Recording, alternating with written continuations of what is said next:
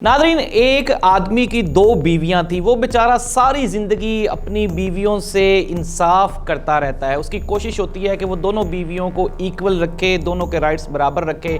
अल्लाह की करनी ऐसे हुई कि वो दोनों बीवियां एक ही रोज़ फौत भी हो गईं।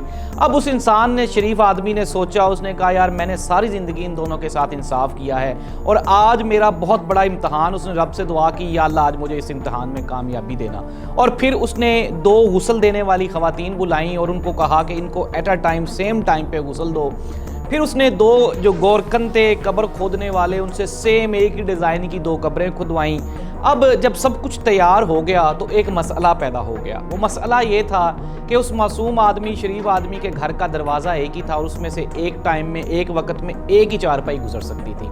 अब वो बेचारा फंस गया। उसने कहा कि अगर मैं एक को पहले गुजारूं और दूसरी को बाद में तो ये तो नाइंसाफ़ी होगी। फिर उस बेचारे ने इसका भी हल निकाला। एक मिस्त्री को बुलाया, मिस्त्री को बुला के दीवार में एक नया दरवाज़ा निकलवाया और फिर दोनों ख़वातीन को at a time same time पे एक ही वक्त में उन दरवाज़ों से गुजार के कब्रिस्तान तक पहुंचाया गया। दोनों को दफना दिया गया।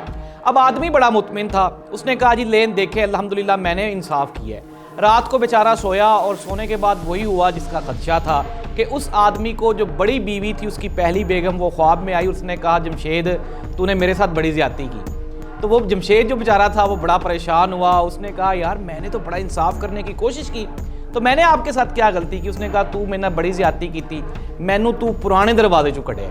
तो नाज़रीन, ये सूरत हाल है हमारी हुकूमत की, PDM की, कि अब उनको ये समझ नहीं आ रही कि वो नए दरवाजे से गुजरें या पुराने दरवाजे से गुजरें। हर रोज़ एक नया हिला, नया बहाना। 26वीं तरमीम के बाद 27वीं, 27वीं के बाद 28वीं। लेकिन इनके साथ होना वही है जो जमशेद के साथ हुआ है कि एट द एंड इन्होंने पकड़े जाना है कि जी मैनू तू नवे दरवाज़ों क्यों नहीं कढ़िया।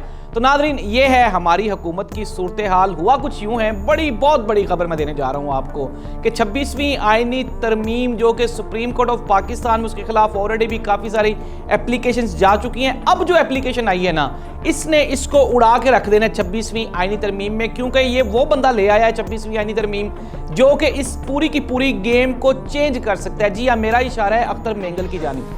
नाज़रीन, आपको याद होगा कि 26वीं आईनी तरमीम सिर्फ 2 वोटों से पास हुई है, क्योंकि इन्होंने PTI के वोट इस्तेमाल ही नहीं किए थे, क्योंकि इनकी गिनती पूरी हो गई थी। अब वो जो 2 वोट्स हैं वो हैं अख्तर मेंगल एंड कंपनी के, यानी कि उस जमात के।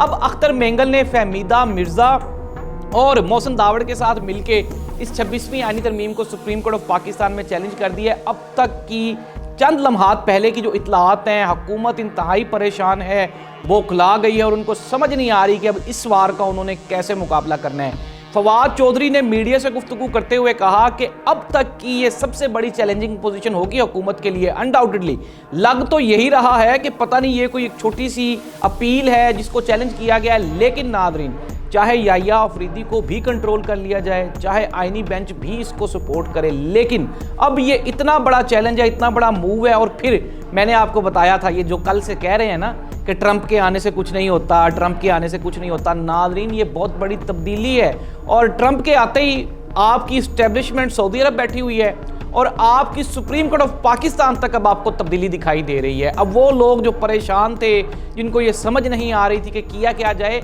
मैं आपको कल भी बता चुका हूँ कि मोहतरमा मरियम नवाज साहिबा और नवाज शरीफ साहब जनीवा एवं नहीं गए, वहाँ पे वो बेचारे किसी परेशानी में गए हैं। मोहतरमा मरियम नवाज साहिबा की सर्जरी अभी तो वो डिले थी, अभी तो उसका टाइम ही नहीं आया था।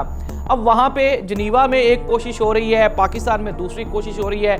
और आपके लिए एक और हुकूमत के लिए बुरी खबर, मोहसिन नकवी साहब के लिए बुरी खबर, एस्टेब्लिशमेंट के लिए बुरी खबर, वो ये है कि भारत ने पाकिस्तान में चैंपियंस ट्रॉफी खेलने से एक मरतबा फिर इनकार कर दिया है। मोहसिन नकवी के ऊपर ऑलरेडी बहुत प्रेशर है। उसको ये कहा जा रहा था कि या तो आप वजारत दाखिला संभाल लें या फिर आप चेयरमैन PCB शिप संभाल लें, लेकिन नकवी साहब की ख्वाहिश है कि मैं दोनों चलाऊं। और दोनों महाजों पे नकवी साहब को लगातार शिकस्तों का सामना है। हमने देखा कि कराची में जो चाइनीज़ इंजीनियर्स, दोबारा एक मरतबा फिर उनका मर्डर हुआ, ये भी एक चैलेंजिंग पोजीशन थी और आज भारत की जानिब से इनकार।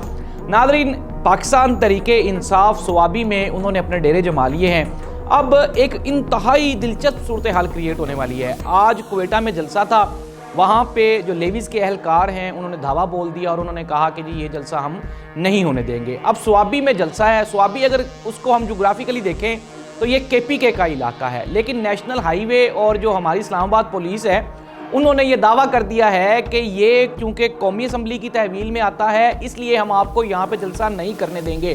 لیکن ناظرین جو چیلنجنگ پوزیشن ہے وہ کیا ہے؟ وہ یہ ہے کہ پاکستان بھر سے قافلے ثوابی پہنچ چکے ہیں اور علی امین گنڈا پور سمیت تمام بڑی قیادت نے یہ اعلان کر دیا ہے کہ یہ ڈو اینڈ ڈائی والی سچویشن ہے۔